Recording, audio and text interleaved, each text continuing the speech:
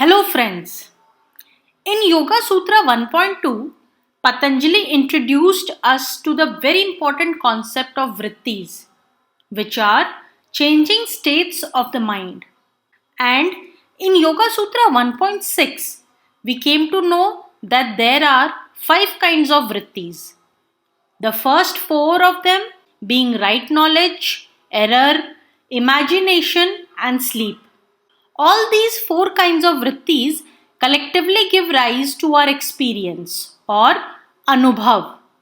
We experience many things on a daily basis, during our waking state as well as while dreaming at night. But do we remember all our experiences in detail? Remember the last time you went to purchase vegetables from a local shop? Do you remember the color of the vendor's shirt?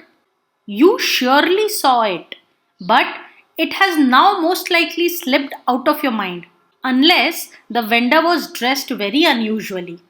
And this is precisely the fifth vritti called smriti that Patanjali is talking about in this sutra. Memory or smriti is that aspect of our experience that does not slip away with time.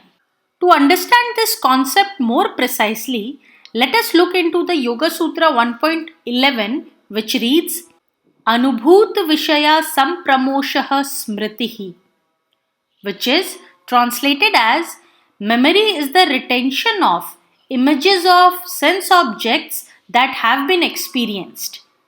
The individual words forming this sutra are Anubhut, Vishay, Asampramoshaha, and Smritihi. We see that the first word is Anubhut, which means that which is experienced. And the next word is Vishay, which refers to the objects which are experienced. Therefore, Anubhut Vishay in this sutra means objects of experience. For example, this video which is heard and seen, or fragrance of a flower, etc. Memory or smriti is that aspect of our experience that does not slip away with time. Patanjali uses the word asampramoshaha to signify the non-slipping away of our experiences from our mind. This word consists of 3 prefixes, that is a, sam, and pra, along with the root word mush. The dhatu mush refers to steal or to rob, and the prefix a indicates negation, sam signifies totality or entirety, and pra refers to thoroughly. Therefore, the word asampramoshaha means to be not entirely and thoroughly stolen. Coming on to the last word of the sutra, smritihi, which originates from the root word smra, which means to recollect or memory. Now, what is not stolen? The experiences are not stolen. Who or what will not steal these experiences? Time will not steal these experiences. Therefore, memory is a retention of experiences which is not robbed by time. And the experiences that we do not tend to remember are the ones which are stolen by time. This forgetfulness is actually a very important aspect of our life. Imagine what would happen if you remembered all the bad things that happened to you in the past.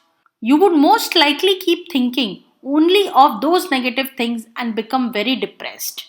But an important question arises here. Where do those experiences go which we no longer remember? Are they lost permanently? Have you experienced that sometimes during an exam you find it impossible to remember answers to some questions, but the answers pop up in your mind as soon as you get out of the exam hall? This is actually a very common experience among many students. So, the answers to those questions were certainly stored somewhere, and we were unable to retrieve it at certain times. This can sometimes happen under stressful conditions.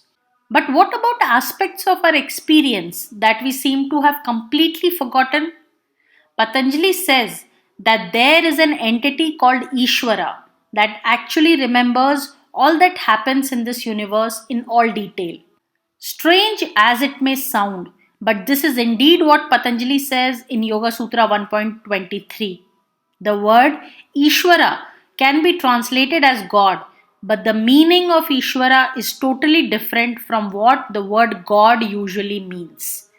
The concept of Ishvara is perhaps one of the most burning debates in Indian philosophy, along with Maya, and we will take it up for an in depth discussion in due course of time.